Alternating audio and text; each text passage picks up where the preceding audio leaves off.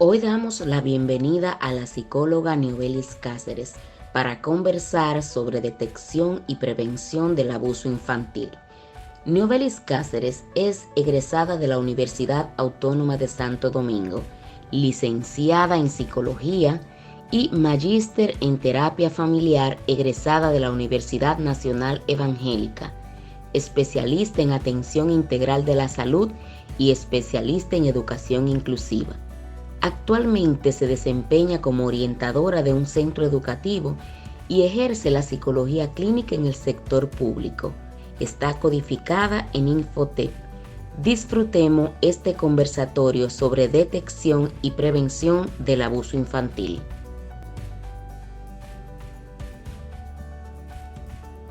Hola Niobelis, gracias por aceptar esta invitación a este interesante conversatorio sobre detección y prevención del abuso infantil.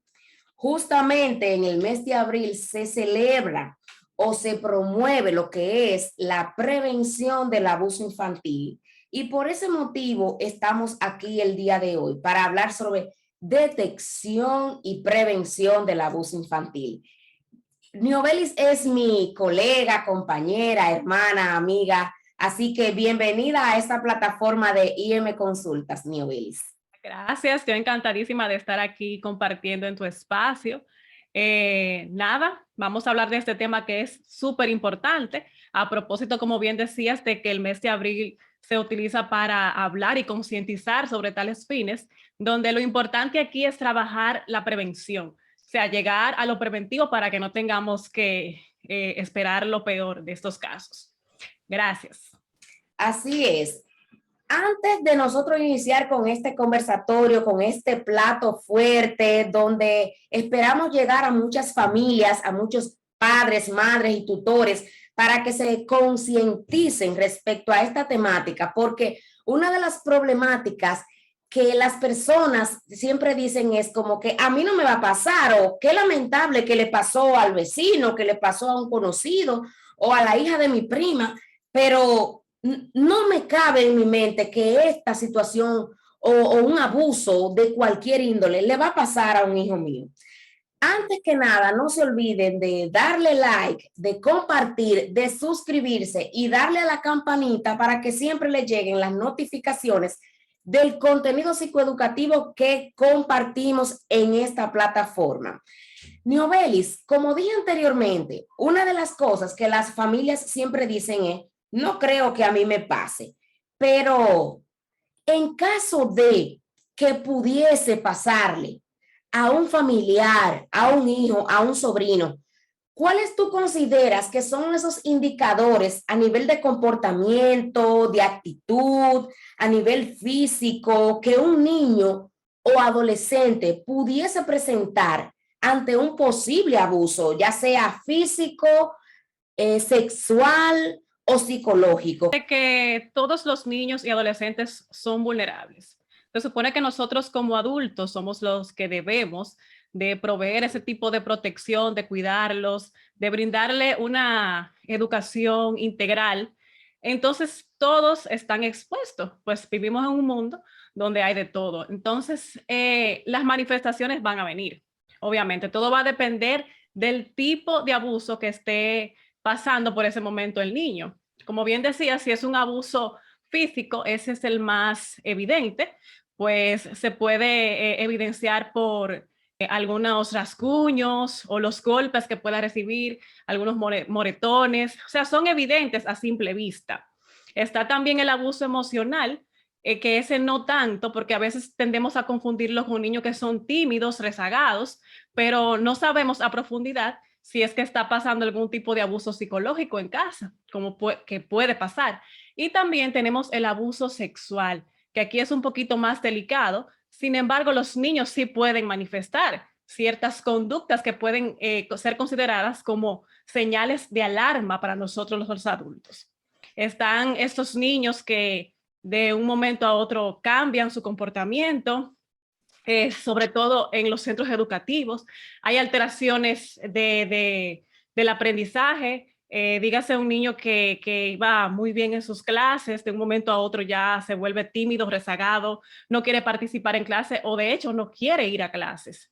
Están estos niños que en un momento a otro tenían un comportamiento extrovertido o normalmente típico como todos los niños y de un momento a otro son tímidos, aquellos niños que no quieren asistir a una casa que iban con mucha frecuencia, ya no quieren ir, no quieren tener contacto físico con nadie, estos niños que no desean higienizarse, hay un descuido en los adolescentes, sobre todo se ve, también en los adolescentes y también en muchos niños se da lo que es la promiscuidad, como que un uso excesivo de pornografía o unas conductas con gestos sexuales que no son adecuados para su edad.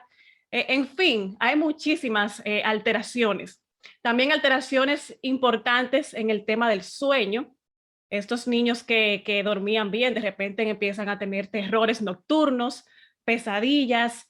Hay niños que presentan una regresión en cuanto al crecimiento, su desarrollo normal. Por ejemplo, uno muy notorio es el tema de cuando hay control de esfínteres, ya de repente el niño tenía eso controlado, ya vuelve a orinarse en la cama y a tener otras conductas que no son adecuadas.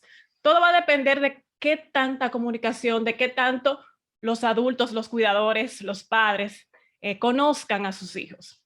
Son pequeños detalles que si tenemos como que esa conexión y conocemos a nuestros hijos, a nuestros niños, que lamentablemente el caso, Yané, regularmente se detectan en las escuelas.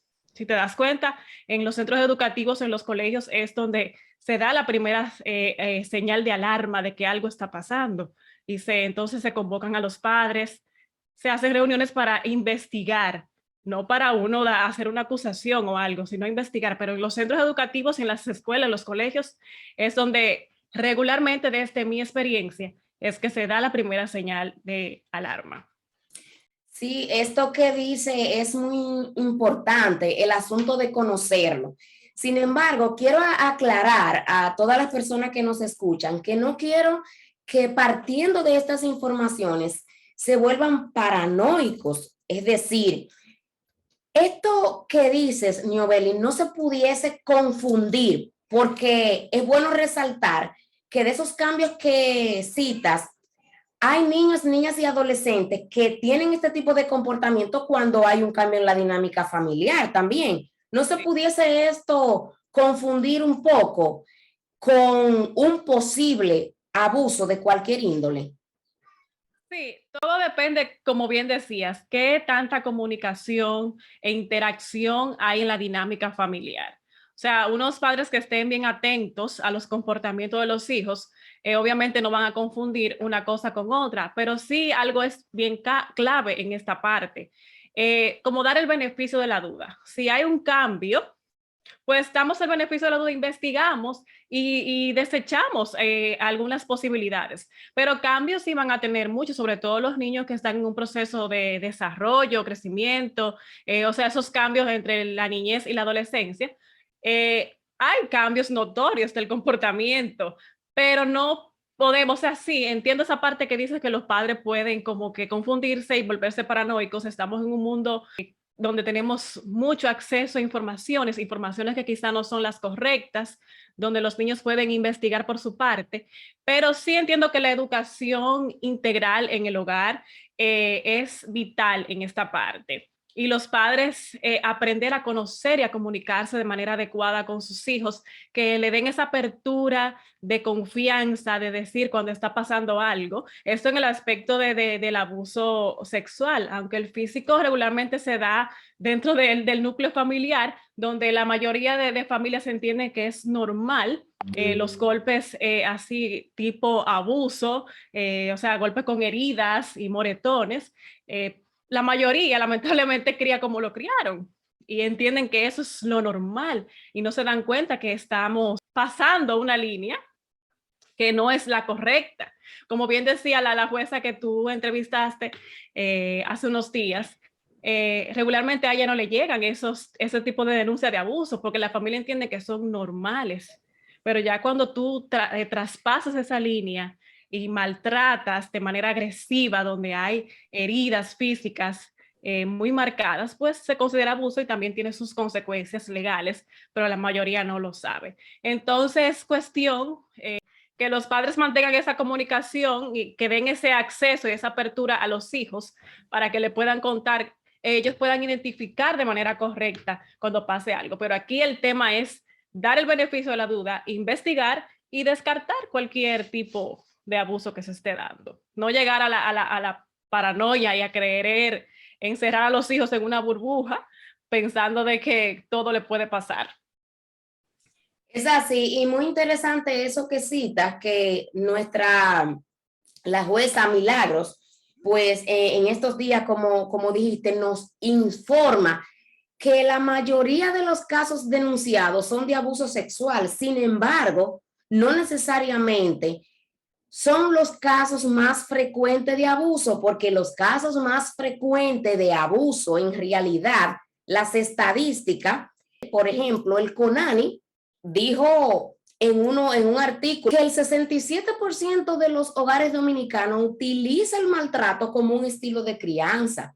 Entonces, es lamentable tener esta información y que estemos normalizando el maltrato como un estilo de crianza, como que eso está bien.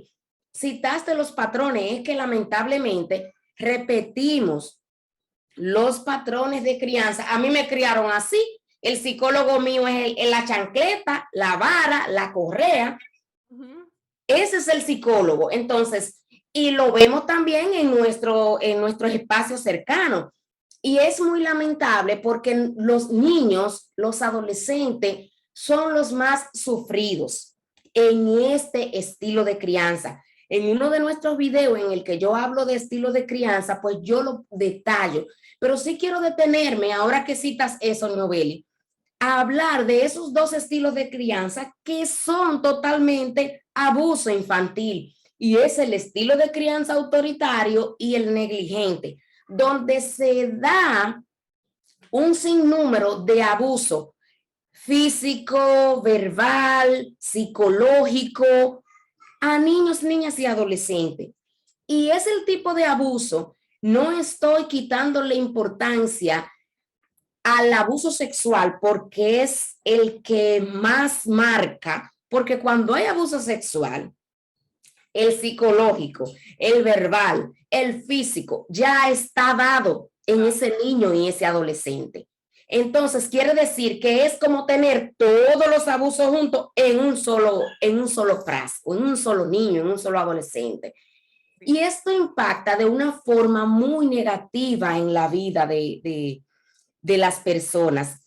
Hay algo que quiero aclarar para detallar un poquito sobre esos dos estilos de crianza, y es que el estilo de crianza autoritario, donde lo que yo diga en esta casa es lo que se hace, y donde mi forma de corregir es yo darte el pecozón, estrellarte en la pared, jalarte la oreja, darte el chancletazo, darte con la correa que te doy hasta cuando el pique se me vaya. Entonces, ese estilo de crianza no es solamente la galleta, el pecozón, el empujón, lo que marca a ese niño y adolescente. Es de esa persona que debe de protegerme y me está maltratando. Entonces, ¿qué yo hago como padre cuando yo ejerzo ese estilo de crianza? Que yo invito a ese niño y adolescente a salir a la calle, a buscar un refugio. Y muchas veces buscan ese refugio en alguien que lo vulnera más, o sea, que le afecta más, que le hace más daño. Y lo estoy empujando a un abuso mayor. No, y de hecho también esos niños que son abusados físicamente, regularmente como no tienen forma, quizá por respeto, por miedo de drenar esa ira, pues van a la escuela y son los niños más violentos, son los que pelean, son los que dan patadas, son los que no tienen problemas en la atención, concentración, son los que más tienen dificultad en el aprendizaje, porque cuando tú investigas te das cuenta de que hay un círculo de violencia en la familia y nosotros decimos que puede ser esa una de las causas por la que tiene ese comportamiento tan agresivo y regularmente no falla, no falla. Eso es así, Ñobel. Y entonces, a los padres es un asunto de que reflexionemos. Esos dos estilos de crianza, autoritario, donde yo te absorbo, donde yo te quito ese brillo de niño, de adolescente, porque lamentablemente empañamos esa etapa, empañamos ese desarrollo con ese tipo de abuso. Entonces, ¿qué debemos hacer como padres? Primero, reflexionar. Yo voy a repetir ese patrón de crianza. Fue bueno para mí, y muchos dicen, fue bueno porque mira lo que yo soy hoy. Pero, ¿qué tú eres hoy? Un papá o una mamá con muchísimas frustraciones, quizás exitoso a nivel laboral, quizás exitoso porque tienes una familia buena, bonita, pero estás brindando a tus hijos un abuso que lamentablemente tú crees que es normal, tú crees que es el adecuado, pero lo estás afectando porque cuando miras tus emociones te das cuenta que lo que hicieron tus padres no fue lo correcto para ti. Entonces, es un asunto que le estamos invitando a reflexionar a ustedes como familia para que digan cómo yo puedo prevenir ese abuso en mis hijos. Lo primero es autoevaluar el estilo de crianza que estoy utilizando con ellos para saber si es el más adecuado, si estoy repitiendo el patrón, que si estoy haciendo lo mismo que hicieron mis padres y si lo que hicieron mis padres a nivel emocional es mirarme cómo están mis emociones hoy. Y si eso fue bueno, yo lo repito, pero si fue negativo, entonces yo tengo que invitarme a mí mismo a cambiar, a tener esa conexión con mis hijos, como dijo Niobelis anteriormente, conocerlo. Luego de que yo evalúe si mi estilo de crianza es autoritario o mi estilo de crianza es negligente, que es el extremo de yo decir, bueno, la negligencia es un abuso. ¿Por qué? Porque el niño necesita protección, el niño necesita ser cuidado, necesita ser guiado de una forma adecuada por papá y mamá. Entonces, cuando yo tengo ese estilo de crianza negligente en el que no me importa dónde está mi hijo, con quién está, dónde lo voy a dejar, o sea, entonces eso es abuso. Cuando yo identifico eso, yo digo, no, déjame yo reflexionar, déjame yo empezar a cambiar. ¿Y qué yo debo de empezar a hacer? Cuando yo tengo la falta de autocontrol, porque de todo le doy una pela a mis hijos, yo digo, tengo que trabajar mis emociones. Entonces buscamos ayuda. Cuando yo veo que a mis hijos no le estoy dedicando el tiempo que necesita para protegerlos, debo de ver qué yo puedo hacer para dedicarle más tiempo.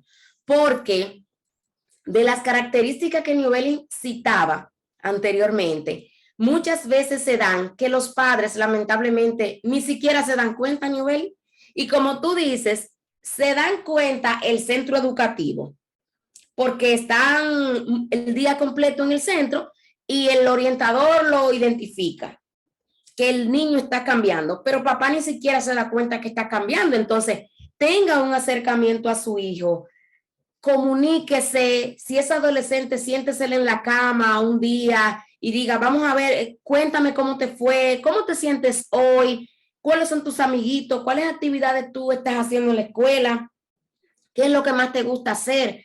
Y algo que yo le invito siempre a los pacientes, específicamente padres de adolescentes, pasen un tiempo a solas con sus hijos, salgan a comerse un helado un día y ustedes van a ver lo maravilloso que son sus hijos, porque otra de las cosas que están acostumbrados muchos padres a hacer es mirar solamente lo negativo. Un día le pregunté a un papá, ¿cuáles cosas buenas tiene su hijo? Y se quedaron, o sea, no sé, es que el niño es tremendo. Ese no es un concepto. El niño es tremendo, es insoportable, nadie lo aguanta. No lo aguanto ni yo, dicen. No lo aguanto ni yo. Entonces, es lamentable que ese niño, que ese adolescente que usted tiene en su casa, usted tenga expresiones como esa. Entonces, ese discurso vamos a cambiarlo, vamos a conocer a sus hijos, vamos a pasar tiempo de calidad con ellos, porque con eso estamos cambiando la estructura, la forma de criar y sobre todo estamos previniendo un abuso de cualquier índole, de cualquier índole. ¿Por qué? Porque cuando nosotros vemos, y yo sé que Niobeli lo ha visto mucho en su práctica profesional, que los niños y adolescentes que están siendo víctimas de cualquier tipo de abuso, el niño se transforma, Sí. es que cambia Y totalmente. ayuda de manera silente. El silencio también es una forma de comunicarse y es terrible eso. Y sí, muy de acuerdo con todo lo que tú dices, eso es lo que vemos día a día y tomar en cuenta a los padres que la forma, o sea, un estilo de crianza desde el respeto, desde el amor, ayuda a que el niño vaya creando un autoconcepto adecuado y una buena autoestima para así poder contrarrestar otras cosas que le puedan enfrentar en su mundo o en su vida adulta. Porque también tenemos adultos, Janet, que van a la consulta por un motivo y cuando tú vas a la historia clínica y estás investigando profundidad, sale algún tipo de abuso. Sale algún tipo de abuso y la mayoría son sexuales. O sea, uno se queda, por lo menos yo me quedo impactada con la cantidad de personas que fueron abusadas y siempre por un familiar. O sea, la estadística más alta que manejamos, que la mayoría de agresores están dentro del entorno de la familia, son cercanos. El 95% y creo que estoy siendo un poquito considerada con el Sí, 5% de afuera. Están dentro del entorno de los agresores. Son todas esas personas, puede ser padre, la madre, los hermanos hermanastros, los primos, los vecinos de confianza, los señores que van a la casa a tomarse un café, un té, con toda la confianza que le dan apertura. Y la mayoría también se callan por eso, porque no quieren como que su relación familiar se vaya a desintegrar por lo que dijo un muchacho. Entonces ahí el daño emocional es peor, porque el niño está siendo abusado, no le están creyendo y no le están brindando la ayuda. Entonces eso se convierte en una emoción de alta intensidad para el niño y por eso es que se manifiestan ese tipo de comportamientos, a veces los adultos no comprenden ni entienden. es así. Mencionaste tres cosas claves, Niobelis, y es lo de la familia, y sobre eso quiero sí tocarle un punto. Es un tema muy delicado. Las familias usualmente tienden a juntarse todos los primos, todo en Navidad, que fin de semana, que Semana Santa, que las vacaciones. Les quiero decir algo importantísimo a las familias. Casos muy penosos donde los hermanitos, primos, los padres lo encuentran en actos sexuales, por ejemplo. Quiero aclarar esto. Somos seres sexuados. Mi papá siempre decía, los muchachos no se dejan jugar solos. Muchachos jugando, niños, adolescentes jugando solo en una habitación, para mí no es una bandera roja, para mí es una sábana roja enterita. ¿Por qué? Porque los niños y los adolescentes, entre el roce, entre el toque, entre el manosearse, experimentan muchas cosas. Entonces, padres y madres, por favor, vamos a tener mucho cuidado con los niños y adolescentes o adolescentes solos jugando en habitaciones sin supervisión, sin supervisión. Quizás no, cuando hacen cualquier acto sexual, no lo hacen la primera vez con la intención de hacer daño para no ser tan fuerte en mis declaraciones. Pero le voy a decir algo, ya usted no sabe cuánta pornografía ha visto el hijo de María, cuánto se ha expuesto el hijo de José y se está codeando y jugando con su niño, con su adolescente, y lamentablemente tenemos que supervisar. ¿Por qué? Porque con una supervisión adecuada podemos evitar, podemos prevenir que ese niño, ese adolescente que ya tiene la información de la pornografía o que fue expuesto, pues no está inventando con el niño suyo.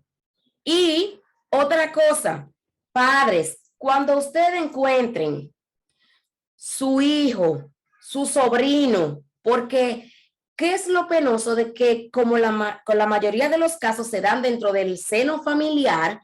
Es importante destacar que cuando ya usted encuentra, la hermana le dijo, mira, el niño tuyo, y se hacen enemigas, lo correcto es con el dolor del alma, señores, es hablarlo como adulto y sentarse a hablar con esos niños y esos adolescentes y sobre todo buscar ayuda, porque cuando el niño y el adolescente ya usted lo encuentra en un acto sexual que no es adecuado, jugando porque fue un juego, porque no querían, porque ya sienten culpa, porque se están agobiando con tanta culpa que sienten, porque lo he visto en muchos casos, es hablarlo y buscar ayuda, porque hay que descubrir, hay que indagar qué tanta información tienen ellos y si ya han sido abusados. Porque Niobelis también mencionó algo y se mencionó en la entrevista con Milagros, la jueza, de que ese agresor que quizás fue adolescente y agredió a uno de 6 años, primos, quizás o muy posiblemente fue víctima. Entonces, es lamentable, no es culpar al agresor de lleno, y no estoy justificando, sino es tomar acción adecuada, porque cuando ese adolescente agrede sexualmente, físicamente a otro menor de edad, no podemos quedarnos de brazos cruzados, tenemos que actuar. Entonces, son puntos importantes: supervisión, comunicación y confianza. Confianza.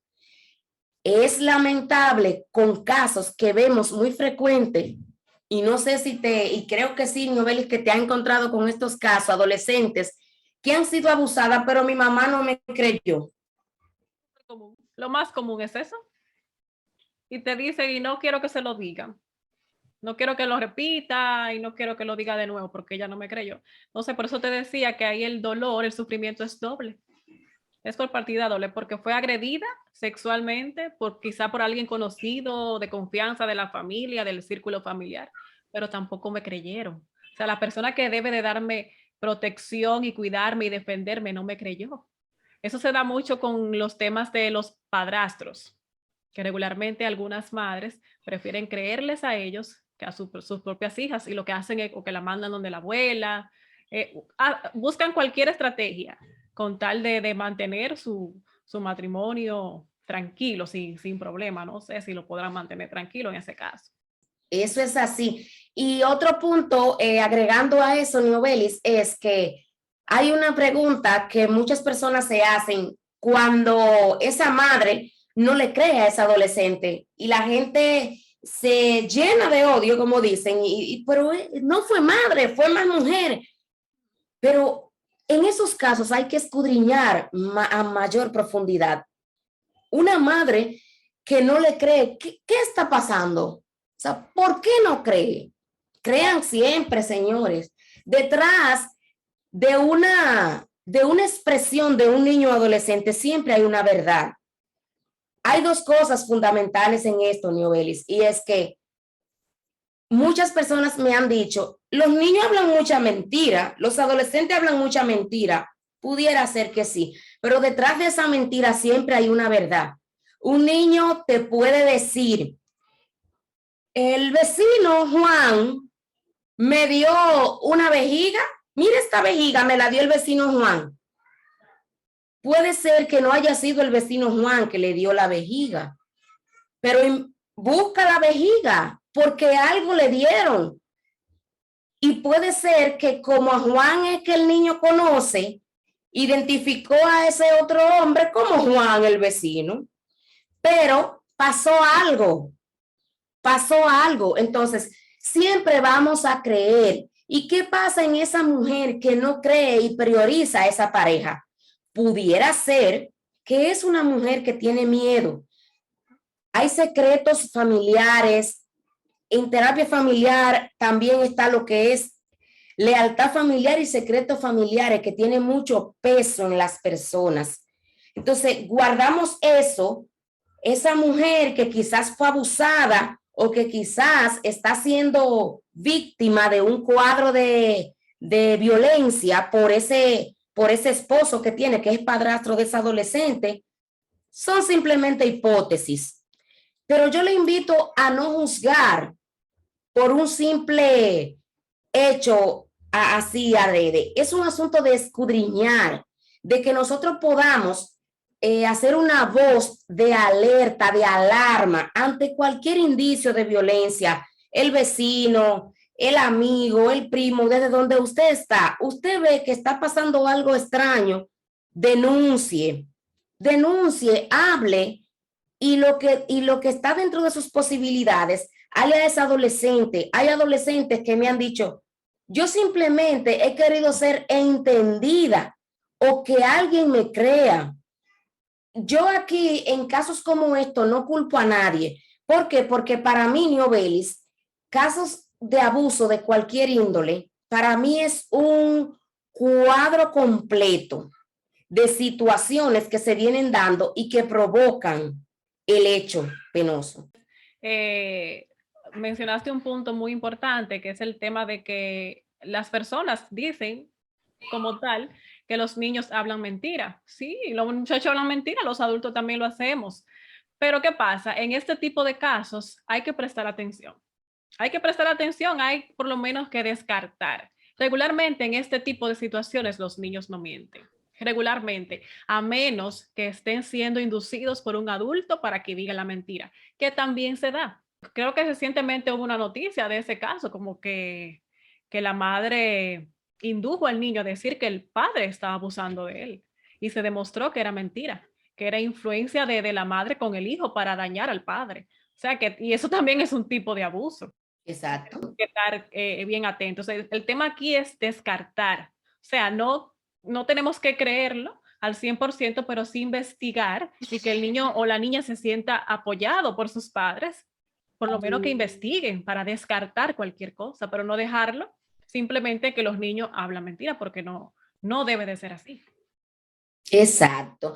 Esto ha sido de verdad muy nutritivo. Esto ha sido enriquecedor, este conversatorio, Niobelis. Para resumirle a los padres, dime pinceladas de lo que iniciaste diciendo sobre detectar puntos fundamentales que debemos tomar en cuenta las familias para detectar algún tipo de abuso. Y para detectar hay que estar bien pendientes. Hay siempre alteraciones del sueño, hay cambios en el tema de la alimentación. De repente un niño que comía bien ya dejó de comer o viceversa, come en exceso cuando comía normalmente. Hay cambios en la conducta, se vuelven niños regularmente agresivos o viceversa, muy, muy tímidos y rezagados. Hay niños que se ponen, o sea, como que quieren llamar mucho la atención, tienen regresión del comportamiento, son muchas cosas, todo depende de qué tanto conozca el padre a su niño. Eso es clave en esa parte, clave totalmente. Y voy a aclararles las palabras finales respecto a dos puntos fundamentales, y es, recuerden, para prevenir, conocerlo, autoevaluarse, la comunicación, el tiempo de calidad con sus hijos, que lo va a ayudar a conocerlos, y créanle siempre, ténganle confianza a sus hijos, bríndenle ese espacio de confianza. Y en caso de que ya usted haya sido, su familia o su niño, víctima de cualquier tipo de abuso, tanto para el agresor como para la víctima, busquen ayuda psicológica. Detrás de un abuso, desde el lado del agresor como del lado de la víctima, se necesita apoyo psicológico. Eso es súper importante, que es quizás la debilidad mayor que tenemos en todos nuestros sistemas. de salud, legal, educativo. Yo soy de las que creo que la información y el conocimiento es poder. Cuando nosotros empoderamos a nuestros niños de que aprendan a conocer su cuerpo, de cuáles son sus partes íntimas, privadas, que son las que siempre llevamos cubiertas por algo, que no se deben de tocar, que yo no debo de tocar las de mi compañero, y se le explica el por qué y llamar esas partes por su nombre, establecer ese tema de confianza, de que si a ti te proponen algo a cambio de otra cosa, tú me lo digas, de que tú no puedes establecer la diferencia entre un secreto bueno y un secreto malo, que ese es un punto clave que los agresores utilizan mucho a su favor para tener a sus víctimas ahí calladitos. Eso es muy importante, ese es mi mensaje final.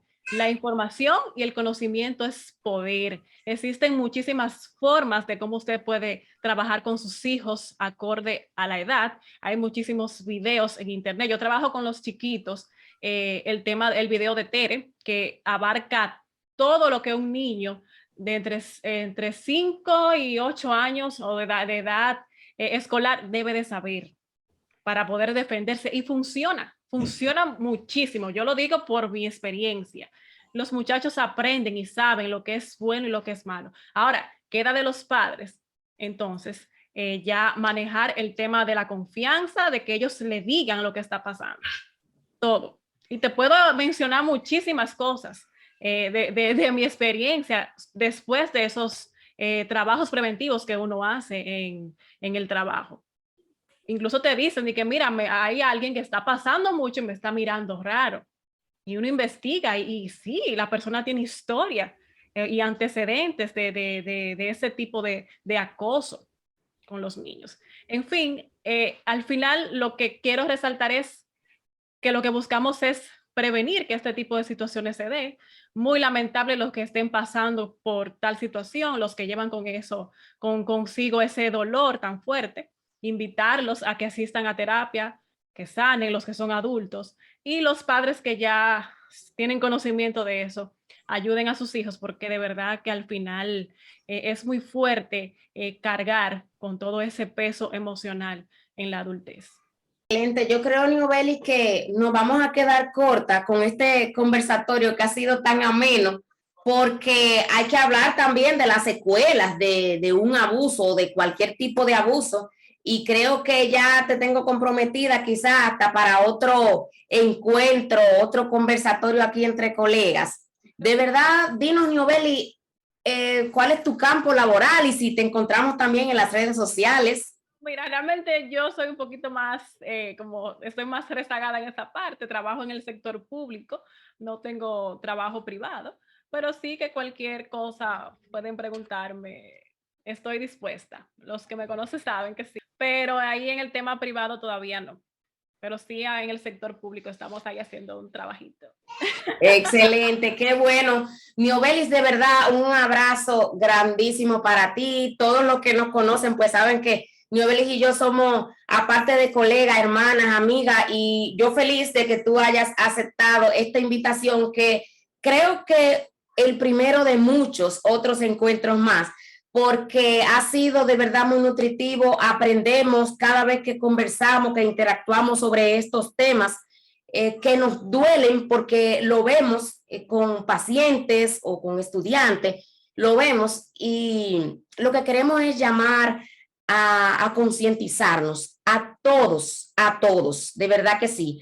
Recuerden, queridos y queridas, seguirnos en las redes sociales. Estamos en Instagram como @imconsultas, en Facebook como imconsultas online, y aquí en este y hermoso nuestro canal psicoeducativo IM Consulta. No se olviden de darle like a este interesante conversatorio, este interesante video, compartir con todas las personas que ustedes crean que les puede servir, suscribirse y también darle a la campanita para que le lleguen las notificaciones. Muchísimas bendiciones y un abrazo virtual y caluroso a todos.